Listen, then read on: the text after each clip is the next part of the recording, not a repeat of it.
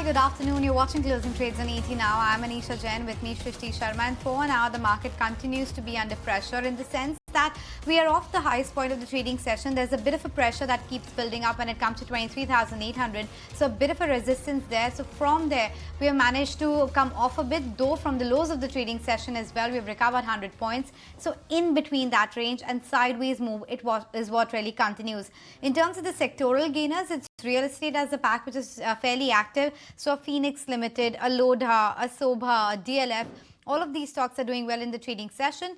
Metals was doing much better. It's come off a bit, but nonetheless, names like SAIL, Jindal Steel, JSW Steel continue to hold on to gains of around 2 to 3%.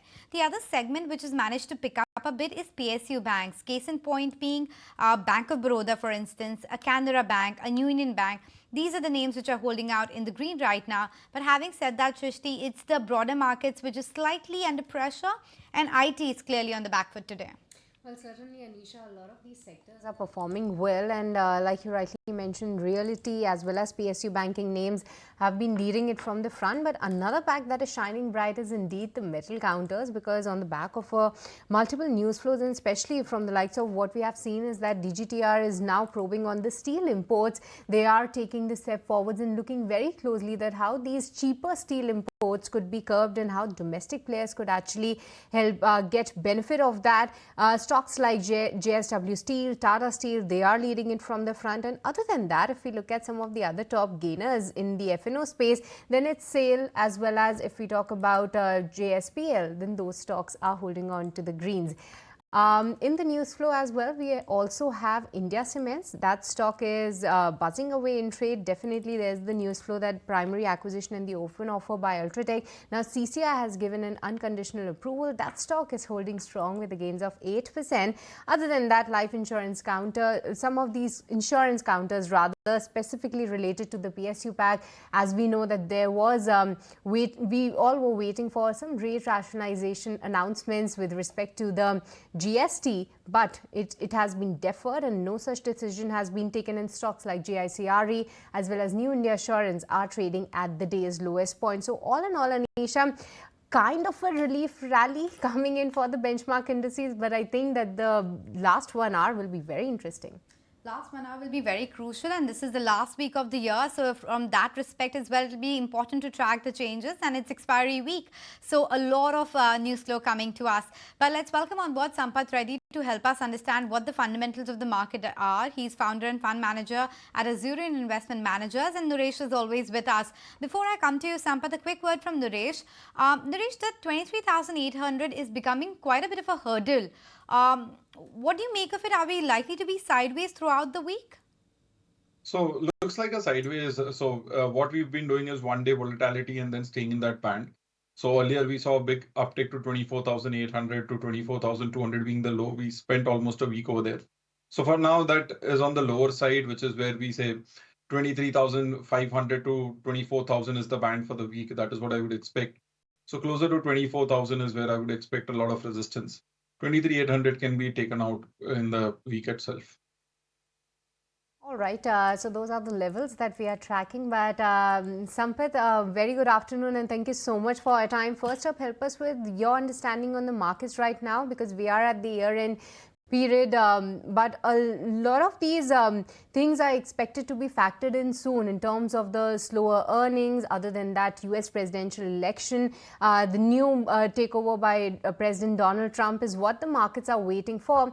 But at this point in time, how do you see Indian markets placed? Right. I think, if you look, as we are coming to the end of the quarter, everybody is waiting for the Q3 results, and Q2 results have already set the tone, and the, consumption especially has been relatively weak, and the same weakness has been continuing in the Q3 as well. Overall, I think, barring few segments like, capital market exposed kind of companies or some of the private banks who are doing reasonably well, most of the other segments, you could see the sort of a deceleration which we began in the previous quarters will continue in the Q3 as well. So basis that, given that earnings are decelerating and, where the kind of valuation which are there trading today, I think, the subduedness in the market will continue for some more time. and maybe, but towards the end of the, financial year, we could begin to see some growth coming back again. So that's when, we could see the markets moving up. But in the near term, the challenge for the markets is that basically the valuations have been across the board, have been on the higher side. On top of it, we are now seeing some sort of a deceleration in earnings. I think all of that taken together, we could see some sort of subduedness in the markets right now. Okay, so that subduedness is there, but in this subdued market, which is what is holding up Sampath, is a stock like Amber Enterprises up 13% right now. This entire manufacturing space definitely has more legs to go in terms of the long-term fundamentals, but how do you weight against the valuations? I think same is the case with whether Amber or most of these white good manufacturing kind of companies or even EMS manufacturing kind of companies. The business performance has been quite good. There's no problem with the business performance as such, even for the kind of EMS players also. It's just that the valuations, with the kind of valuation which these companies are trading at around, given that they are relatively lower, ROC, ROE kind of companies, the valuations has been a challenge, and across the board, most places, while the fundamentals of the overall macroeconomic and even the growth prospects are reasonably fine, it's just the valuations which is making us a little bit of cautious in the market. All right, valuations is making you cautious, but Sampath, one of the beaten down sectors is indeed autos. We all are aware the kind of slowdown in the demand, specifically in the passenger vehicle space. However, the two-wheelers are holding up fairly in a decent fashion right now. But Sampath, given the correction, what's your view on the valuation front when it comes to the auto companies, as well as going ahead in 2025? How do you expect the sector to perform? I think, auto sector as such, we like it, whether it is a two-wheeler as well as even the, passenger car kind of companies. Even though the growth is slightly relatively weak at this juncture, especially for the car manufacturers, I think, the valuations in that segment is not really, much of a concern. The valuations were more of a problem in the case of industrials and some of these consumer, durable manufacturing kind of companies. Those are the space pockets where the valuations were very high. But automobile as such, the automobile, even in the private banks or some of the pharmaceutical sectors, those are the small pockets where the valuations are still reasonable. But as overall as a broader market, generally the valuations are on the higher side. There are very few pockets where, value emerges. I think that's where we are trying to, figure out, and which all segments there where the valuations are relatively attractive. I think that's where we are trying to position ourselves. Okay, that's the take coming in as far as some of these segments are concerned. But just a quick look at what is buzzing away in the trading session. So apart from Amber, which is up, Sarma SGS is also up. Interestingly, Intellect Design has also been holding up throughout the trading session, and Adani Wilmar, Sterling Wilson, Mankind Pharma, Torrent Power. These are all some of the big gainers. On the losing side, DOMS Industries is coming under pressure. And apart from that, of course, insurance companies and GIC, KPR Mills, etc. Naresh, what's the view on the chart of an Intellect Design? As well as, I know you have limited history for DOMS Industries, but if you want to give any view there. So, starting with Intellect Design, the stock had been in a downtrend for the last almost a year, roughly. Today is more like a price volume breakout. The volumes have been very large today, so that's a strong indication. Any fade off over the next couple of sessions would be a buying opportunity, purely due to volumes. So looks positive. DOMS, on the other hand, not much data, but we've seen a bull deal also happen, and the prices have not really broken out after those levels. So for now, it could be a temporary top. Right, that's the take. But Naresh, if you can also help us with your take on ITC, because this has been indeed one of the slow movers and is now showing a bit of a strength in today's trading session as well, holding up comfortably more than 2% of the gains. But where do you see the stock headed? Because it also had its bit of correction from like 530 levels coming back to 460 odd. But holding these levels, what does it mean for ITC? So over the long term, the tendency for ITC has been to go through long phases of sideways consolidation. We just saw one big re-rating move back in 2022 to 23. And after topping out around that 500 mark, the stock has been sideways for the last 12 to 18 months. In the short term, we could again be getting into a range-bound move. We've made base around 455 levels, couple of bottoms here. Sustaining 480 opens up a move towards 520, 25. So that's an expectation which we could see over a period of time. And say one could keep a stop loss below 460 and actually initiate a trade here. Okay, point taken. So that's the view coming in on ITC in the green right now. But with that, slipping into a very short break. Don't go anywhere. Lots lined up when we come back.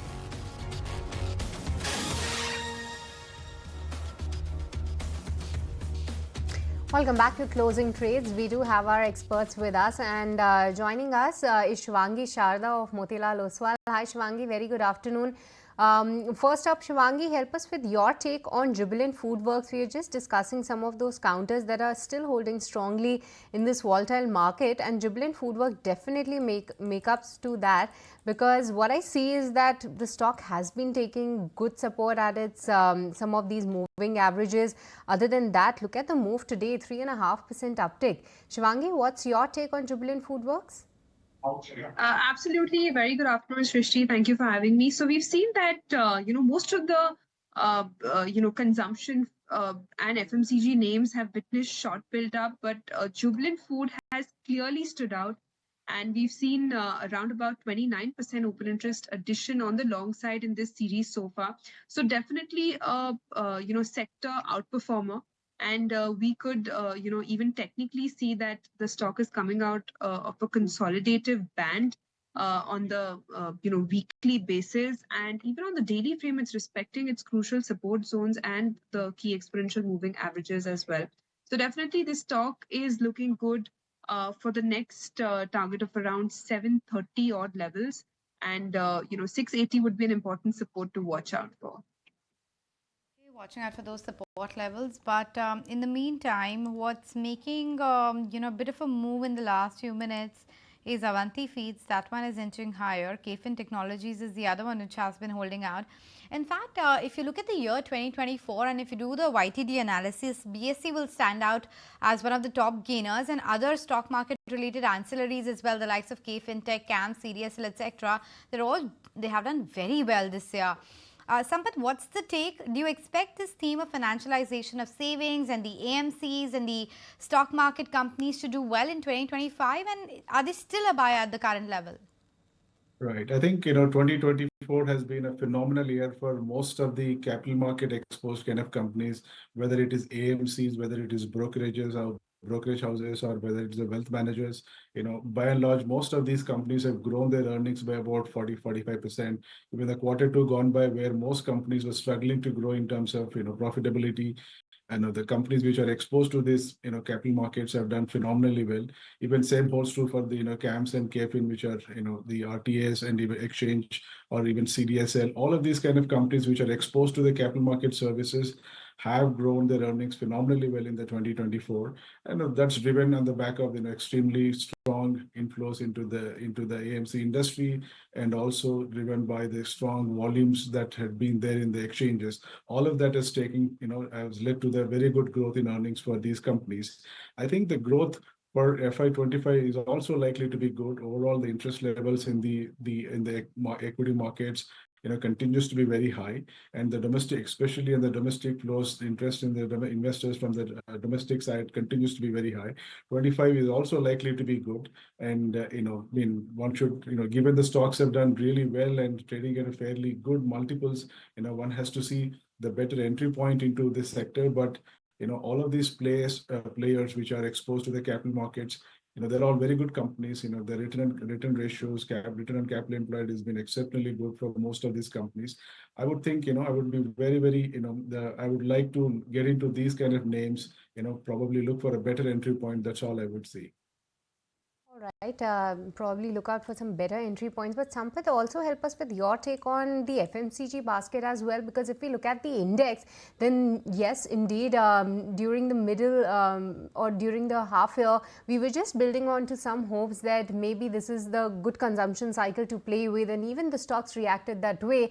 But if we look at the YTD returns, the Nifty FMCG has absolutely done nothing in terms of the returns. But 2025, what is the outlook going ahead? Good time to bet on to some of these beaten down names?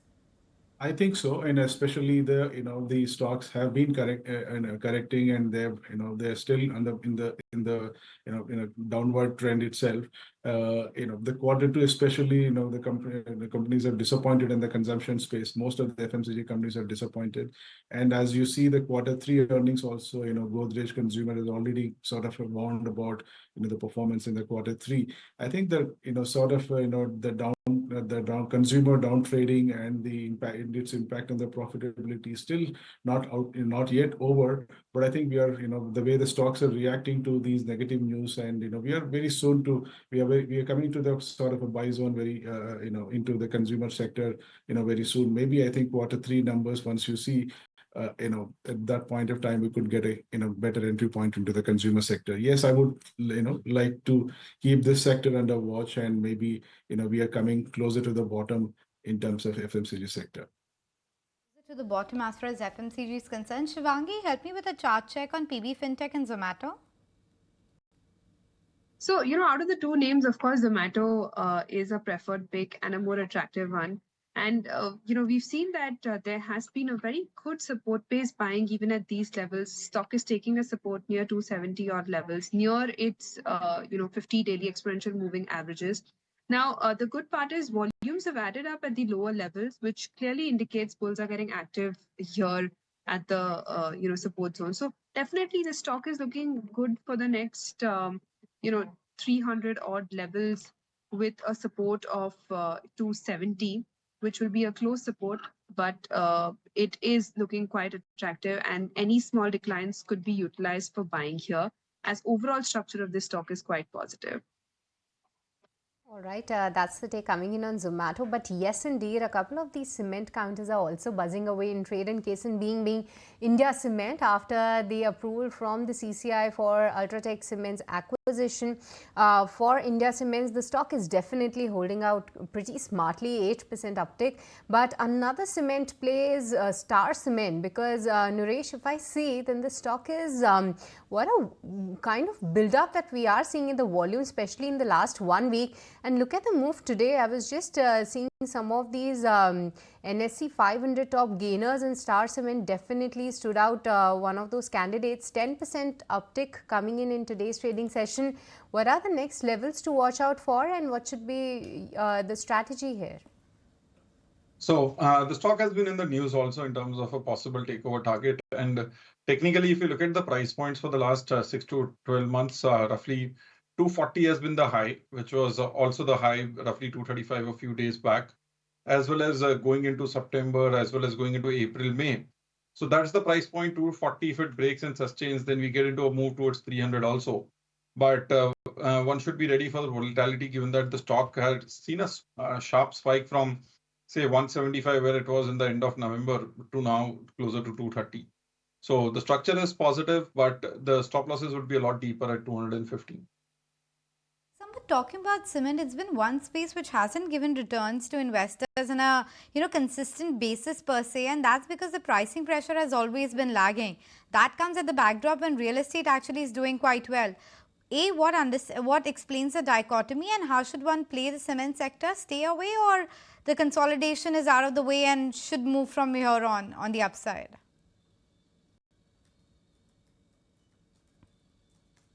Sampath, the question is for you. Yeah. I think, overall real estate has been doing fairly well, but in the cement sector as such, realizations have not been good. Quarter two also, by and large, most cement companies have shown about 30 to 40% decline in EBITDA. And, so far the price trend, if you look at for the quarter three gone by, I think by and large, prices, continues to remain fairly weak. I think, quarter three numbers also going to be a fairly muted for the cement sector as such. I think, the volume growth is also been relatively weak, and especially at the price side, price growth has been pretty weak, because of which, the growth in profitability has been, quite subdued for the cement sector.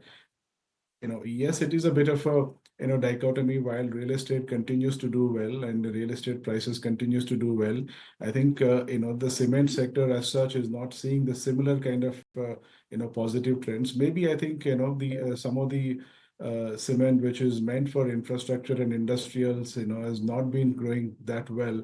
Whatever could be the reason, I think the numbers are not coming good. Realizations have not been, strong enough. And in fact, YOY, the realizations for the Q3 also will be sort of, in terms of, I would think, is lower as compared to the last year Q3, because of which I think the earnings pressure going to be continues to be there for some more time.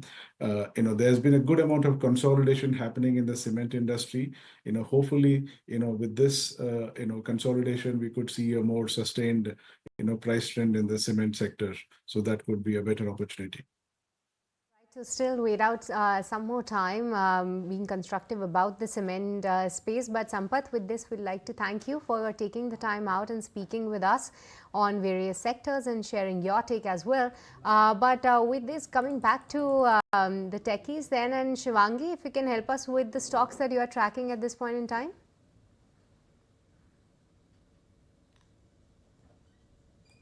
Shivangi, I guess you are on, you have to unmute yourself. So at this time, I'm liking Indigo a lot. And this time we've seen that, the travel and tourism pack and the related aviation counters are also doing quite well. So Indigo has come out of its consolidation of the last, 18 odd trading sessions. And the pullback move that we've seen on Friday has added confidence in this stock. The stock is very comfortably trading from the last 3 weeks in this zone. And now it's getting ready to surpass its, higher band. Volumes have added up and RSI is showing early signs of buying here. So this one for a consolidation breakout anticipation for a target of 4630 levels and a stop of 4360. Okay, interestingly, Elara this morning actually upgraded the stock. They have a target price now which is about 5,300 rupees versus the earlier target which was sub 4,000. So material upgrade coming in, and on the chart Shivangi still likes it. Naresh, your closing trade idea?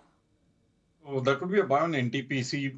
The stock has corrected quite a bit in this correction from a high of almost 440 down to 330. This is the price point where it was back in June election lows. So out here looks like a bounce back is in the making from here. So a risk reward trade, stop loss at 330, expecting a bounce back towards 360, 380 levels in the short term.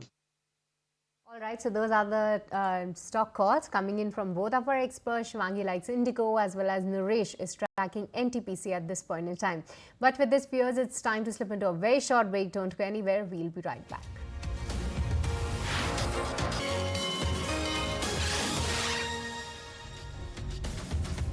Welcome back. Well, this might be a truncated week, but lo and behold, you have an extra working day when it comes to next year, February 1st, which is a Saturday. It's the budget day, so the markets are open. We had seen, last couple of times as well, when the budget was on Saturday, the markets were open because they wanted to give the opportunity to investors and traders, and that's exactly what has worked out. This is something that we had heard earlier as well. There were these, rumors doing round that there might be a normal trading session, and now it's a confirmed news. There's a circular on NSE suggesting it's going to be a normal working day. 9:15 is when the markets open. Until 3:30, they'll remain open. So that's the day the market will be reacting to the budget announcements that the finance minister will be waiting. Extra working day in the coming year. But Shivangi, what do you make of the coming year in terms of the levels for the market? This one has been a bit, subdued by the end of it because we have just managed to make, 8% this year, which is way below average so far. Next year, do you see markets headed towards, let's say, 27,000 or even higher? Or do you think it's going to be a year where we'll just stick between that 25, 26,000 range for the large part? A very interesting question, and thank you for that. We've seen that 2024 has been a remarkable year in terms of stock-specific, sector-specific action. Even though year-on-year basis we've been scaling upwards, there has been some sort of profit booking declines at the towards the end. As we move into 2025, which is expected to be another spectacular year. Now, the first initial months, obviously, there will be a lot of volatility and, settling in after the budget.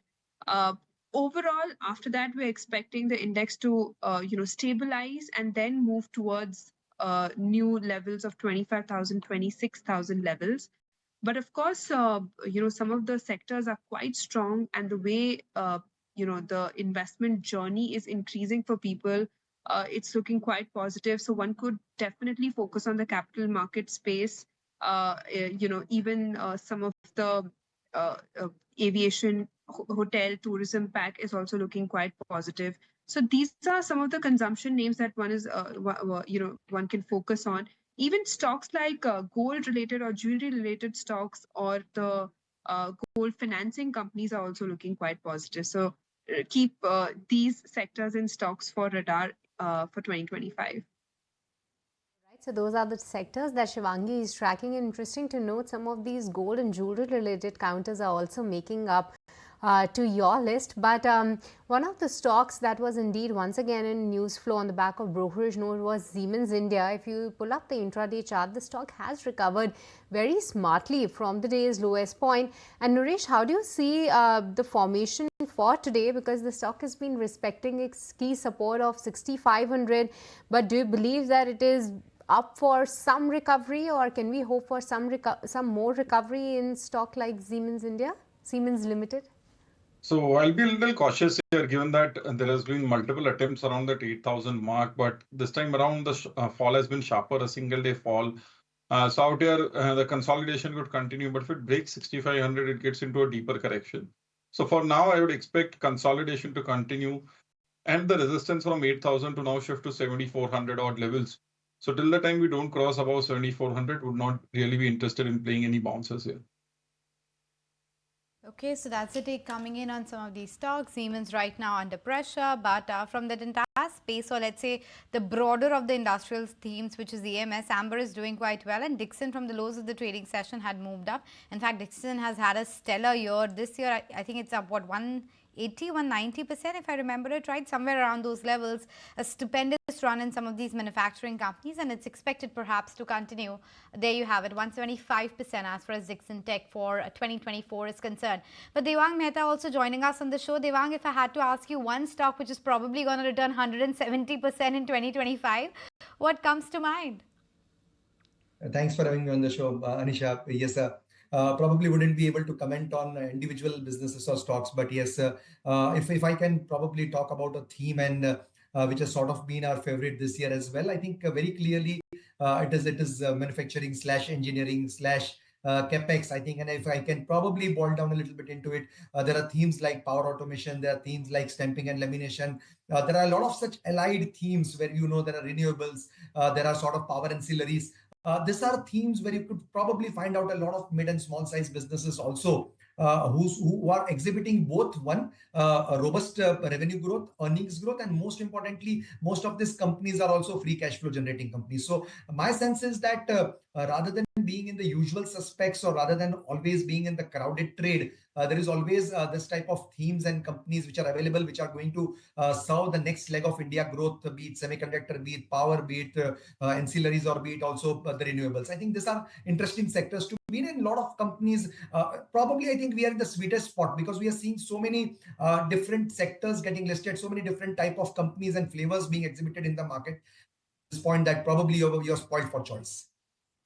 Well, exactly. And looking at the kind of additions within the IPO space, we are indeed spoiled for choice. But Devang, good afternoon. This is Shrishti also joining in. Help us with your take on the recent IPO listings. Any stock that still stands out, because we have seen great listing in 2024, be it Ola, be it Swiggy, even Hyundai Motors for the case. But any stock from the IPO world or one of the recent listings that is still looking attractive to you for the upcoming years?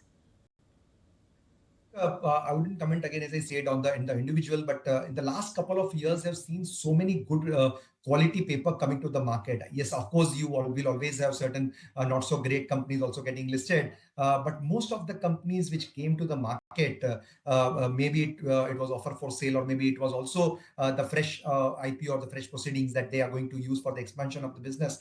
I think most of these companies came up with decent IPOs, and they got good subscriptions. They left something on the table for the investors, and I think good amount of money was made. Now, coming back to the point, yes, I think there are interesting spaces like Swiggy, for example, right? It's a perfect duopoly market where there is Zomato, where there is Swiggy. Zomato post listing had not so great performance, but yes, with the numbers coming back, with the with I think the usage getting up with whatever is the business model. I think most of these companies will do very well. As I said, the restaurant business wanted aggregators, and there is where the intermediaries or the aggregator spaces also come into the picture. So yes, we like Swiggy type of businesses. If I say they are on the hunting list, probably there are companies like JSW Infra or even Inox India, of course not recent listing, but listed in the last 2-3 years.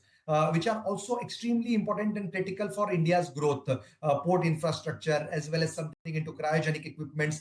These are type of companies which India would have never seen listing of, because these are companies that operate in a different type of a market or a different type of a logistic type of infra. So I think these are companies one should look at, but of course you can't get carried away and subscribe to anything and everything. But more or less, I think the quality of paper which is coming into the market is good. Quality of paper has improved quite a bit. In fact, this is something that we discussed with, Mohit as well of ITI. He joined us earlier in the day. Hear out what he has to say about 2025 and the IPO rush. The momentum on larger issues will continue. Of course, valuations will, in my opinion, take a little bit of a beating because the sentiment is not all that upbeat as what it was, say, in 2024. We had a host of events which made that sentiment positive. But my sense is, despite the base effect, we should around about match the same numbers, if not go higher by a few percentage points. This particular trend shift, right, because we are a very young country, our consumption patterns have fundamentally shifted a lot over the last 5-7 years, and they'll continue changing. Right, by 2030, the face of how India's Nifty 50 looks like will be very, very different. The constitution will change. If you're an old school business, unwilling to innovate, unwilling to adopt technology, to go to your consumer in a different manner, there's a very high chance you will become obsolete in the decade up ahead. All right, so that was Mohit Gulati's takes on some of these recent listing and the IPO rush. But coming back to you, Devang, you did highlight what is looking interesting to you at this point in time, some of the sectors there. But help us with your understanding, like what is not looking so great for 2025? I think again, there also I'll probably classify and I take the conversation which I just heard your recent bite. I think very importantly, it is a time to sort of change, and that's what we all know.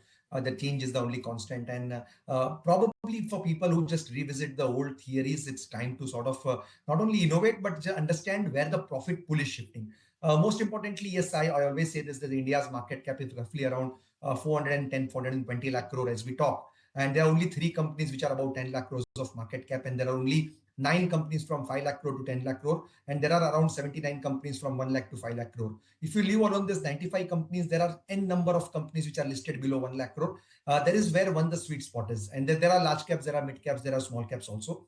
Also over there, if you look at the categorization, there is around 100 lakh crores of BFSI.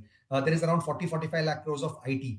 These are the traditional companies where a lot of money is being made.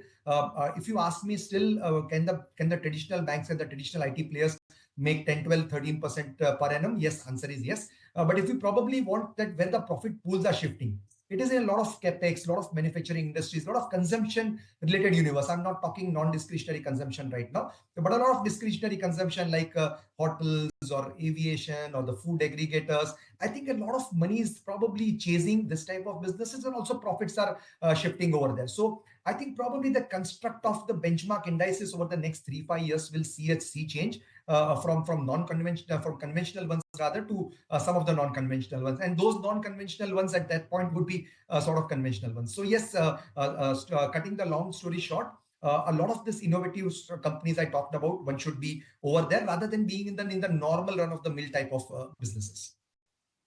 Okay, point taken. Look for niche businesses. Hold that thought, gentlemen. We'll just come back to you for more questions. But in the meantime, let me take it across to my colleague Varun. He's been standing by to talk to us about which are the big events that we need to watch out for in 2025. Varun? The year 2025 is going to be an important year for India not only India, but also the world as a whole. Because the first thing that you need to keep an eye on is Donald Trump, because the 47th president of US is going to take office from the month of January, and that is the time when the whole action starts, because analysts on the street are expecting that this would result in a trade war-like situation across the globe, especially he would start raising tariffs on China, and China's economy is not in a good shape and they are depending upon stimulus for their growth. And if he starts putting tariffs on China, then let's see what is the impact on China and also the world as a whole. Other than this, you need to keep an eye on interest rates, because across the globe, if you look, the central banks are now cutting interest rates. It is expected that Fed would cut 2 interest rates in the year 2025. RBI will start cutting interest rates in the year 2025, and also keep an eye on Bank of Japan, because it is expected that Bank of Japan might start raising more interest rates in the year 2025. Now keep an eye on elections, because elections have an impact on Indian stock markets in 2024 and in 2025. If you look, there are Delhi election and also Bihar Assembly elections. So these are the 2 important elections that you should keep an eye on. When it comes to equity markets, there are lot sizes changes which are going to happen in Nifty, Nifty Bank and across the indices. Also, from Feb 1, 2025, no calendar spread benefit on expiry date would be available, and upfront collection of premium while buying options would be from 1st of Feb. Also, the intraday monitoring of position limit would be from 1st of April 2025. So there are several changes in equity markets that are going to happen. In bond markets, if you look, Indian sovereign bonds, they would enter the FTSE Russell in September 2025, and also the Indian FAR bonds will be included in the Bloomberg Emerging Market Local Currency Government Indices from January 31st, 2025. So other than equity markets, also keep an eye on bond markets. The interesting themes that you need to keep an eye on are the rate sensitive, because interest rate cuts will start in India.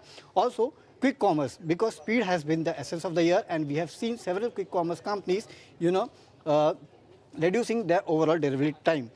Keep an eye on IT companies, especially artificial intelligence, because companies are adopting AI and also they are increasing their spends. So this is one thing that you need to keep an eye on.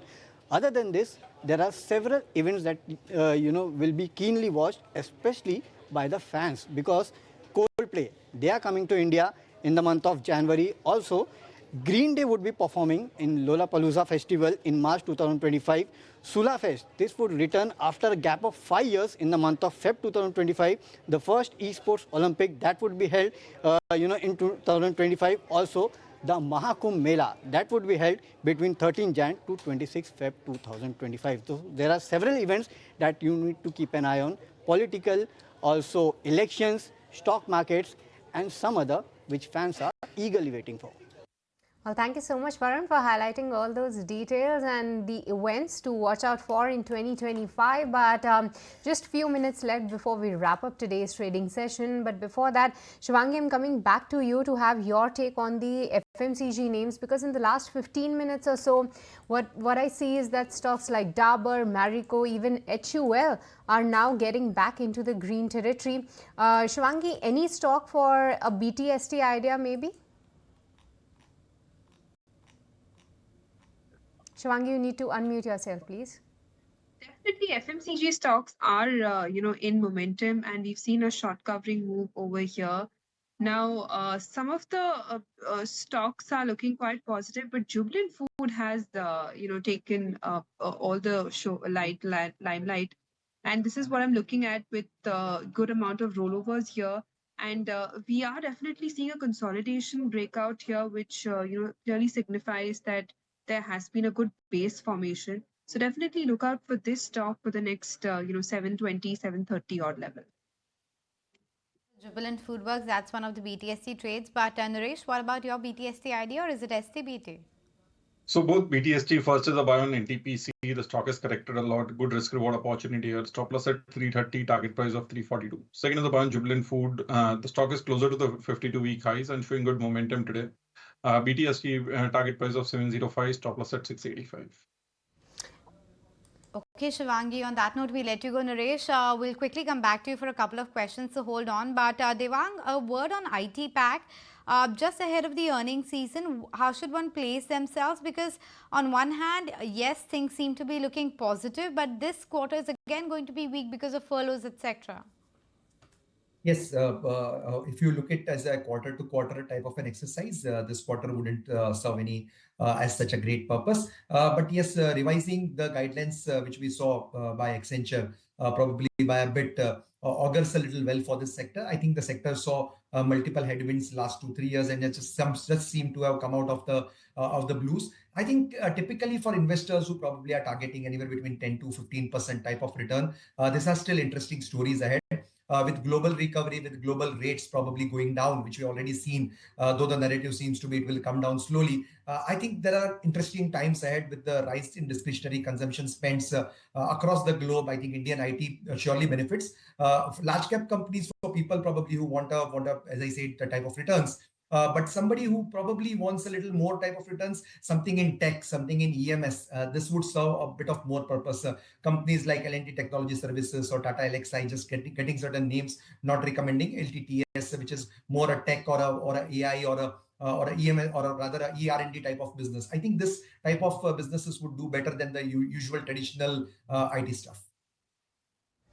All right, that's the take on the IT names. But what we are seeing is that the markets are going ahead with a decent closing in today's trading session, almost near what we can say is that 180 points of uptick coming in for Nifty 50, and even Nifty Bank is holding strongly with over 1% of the gains. And Naresh, even today, what we are seeing is some of those beaten down names like Bandhan Bank, RBL Bank, they are seen to be making a bit of a comeback. But how do you see this? Any of the candidates which could trigger a short covering as we are just towards the end of this particular expiry?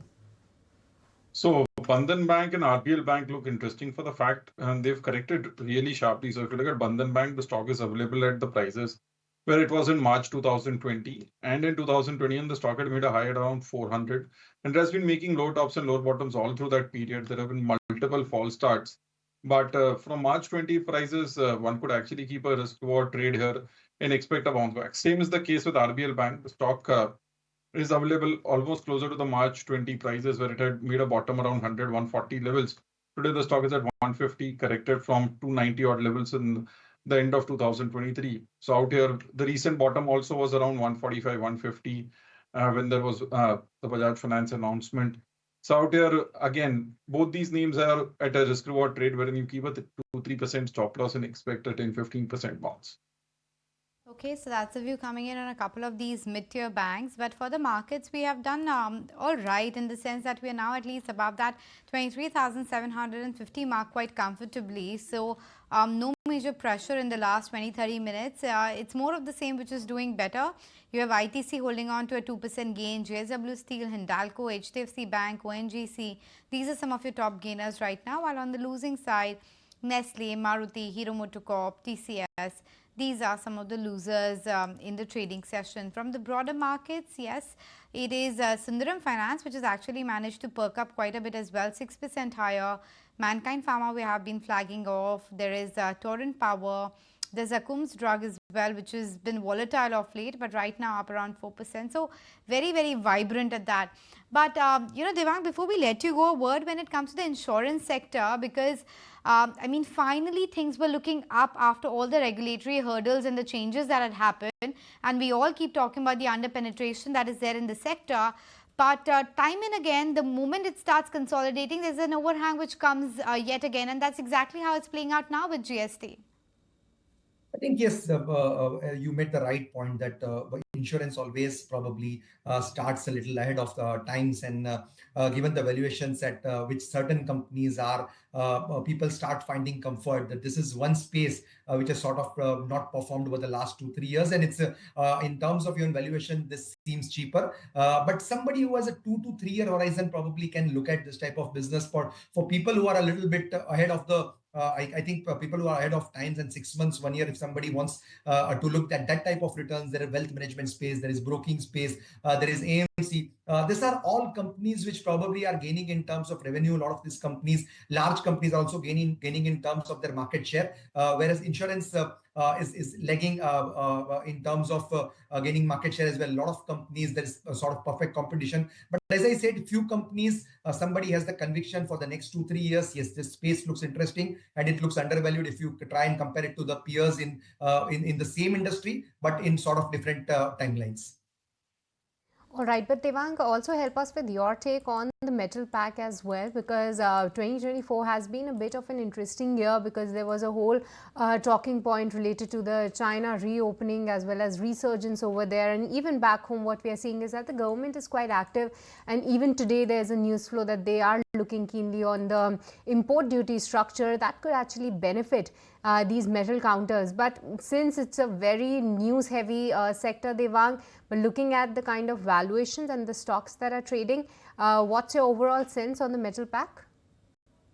Ideally, the domestic centric story is where I am pretty bullish, and honestly, we place our bets more over there. The type of companies that I talked about in the capex and the consumption universe, where you don't have a large dependency on what is going to happen globally. Your price linkages are more or less linked with India. Rather than the other parts of the world, which you probably it's difficult to track.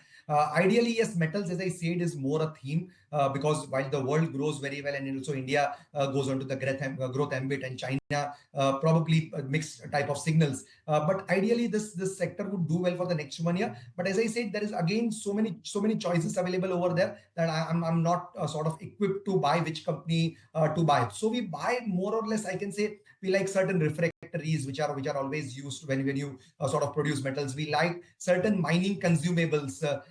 These are companies which are sort of allied. These are proxy plays to play metals. Metals is an obvious play which all of them would play, but we would like to play the proxy plays related to metals rather than the direct metal play itself. Proxy plays are better placed. Devang, we let you go on that note. But Naresh, just before I let you go today, there's a stark underperformance when it comes to the small cap index. And we're talking about how recently the outperformance has been strong between the small cap and the large cap. Is it time perhaps for that to reverse? So it's really the fact that we've not seen a outperformance happen in the heavyweights rather than small caps. So the small cap index did go back to the previous highs. But if you look at the large caps, say the second largest weight, Reliance Industries is still down 20-25% from the top. So that is how the underperformance is in the large cap and specifically in the Nifty 50 large caps. So out here, I would not expect small caps to really correct in a major way. But yes, the outperformance could come from large caps making a larger bounce back. So large caps still look interesting purely for the fact that they've not recovered as sharply as small caps. Right, so being constructive on the large cap space, but do not expect much of a correction within the small cap end of the market. But with this, we'll let you go on that, gentlemen. Thank you so much, Naresh as well as Devang, for taking the time out and speaking with us on various sectors and stocks in focus. But as we just move ahead with the wrapping up of the day, it's India Weeks. That is one of the key indices that we have been tracking, down about 10%. But all in all, it's been a fairly decent day for all the bulls out there looking at the index move. But with this, let's go across to Snehi then, who is joining us with a quick wrap on the markets. Snehi. Absolutely. Let's sum up what the trading day has been like today. Nifty 50, we've managed to recover from the lowest point of the trading day, 0.7%. Remember, we had a gap up opening. We've managed to come back to those levels, close to those levels. We're closing about 23,750 for now. So that seems healthy on that front. Sensex also 0.6% uptick coming in above 78,500, looking very good on that front. Advanced decline, however, in the favor of the declines today, but the bulls have seemed to have taken charge today because overall the markets are looking bright. Nifty Bank has also done very well. Along with Nifty Bank, you have Nifty PSU banks too that have done very well in today's trade. A 1% uptick coming in on Nifty Bank as well. Nifty PSU Bank also higher by 1%. Let's take a look at what the broader markets are up to, because remember, Nifty Midcap has been languishing away in today's trading session, flipping between the red and the green, but nonetheless some good gains coming on that front as well. 0.3% uptick coming in on Nifty Midcap. Small cap index is the one that has been bucking the trend today, underperforming the entire market. 0.3% cut coming in on the small cap market, underperforming all of its peer indices. Let's take a look at some Nifty 50 gainers then. ITC, JSW Steel, HDFC Bank, Hindalco, Tech Mahindra. These are your Nifty gainers. On the flip side, what did not do well today was Hero MotoCorp, Maruti Suzuki, Nestle, TCS, Dr. Reddy's, which means the entire auto pack was the one that was under pressure today. Let's pull up Nifty Nifty auto, because that's the sector that has ended today in the red. Slight cuts coming in, but nonetheless Nifty auto ending the day in the red as well. India Wix, like Shrishti mentioned, one very important index to watch out for. That's a key indicator today. That was down 10%, looking very healthy for us. We've come down from 15 to 13.5 levels today, looking very good when it comes to the India Wix at least. Let's take a look at some sectoral gainers and losers. Nifty Realty, your biggest sectoral gainer today, led by Phoenix, Raymond, Lora, Soba, DLF. All of these stocks have done phenomenally well in today's trade. That was followed by Nifty Bank and PSU Bank. FMCG has made a very surprising recovery in today's trade. That index has also done pretty well, followed by Metal, Energy, Pharma and IT. You had Auto as well as Nifty Media that have ended the day in the red. A couple of stocks worth mentioning today. The entire insurance space was in focus because that announcement from the GSE has not come yet. So the likes of GICRE, New India under pressure, Ultratech and India Cements on the back of that acquisition also was in focus. Interglobe on the back of a brokerage note coming in. Siemens also downgrade coming in. So Siemens was also highly under pressure today. You have NHPC that was doing pretty well in today's trade on the back of that pact that they have inked with the government of Bihar. And lastly, Greenply also under some slight bit of pressure coming in on the back of brokerage notes. Lots of stocks to watch in today's trade and how they have performed, but nonetheless, this is how we are shutting shop for the day. 7.4% uptick coming in, just shy of that 750 mark coming in on the Nifty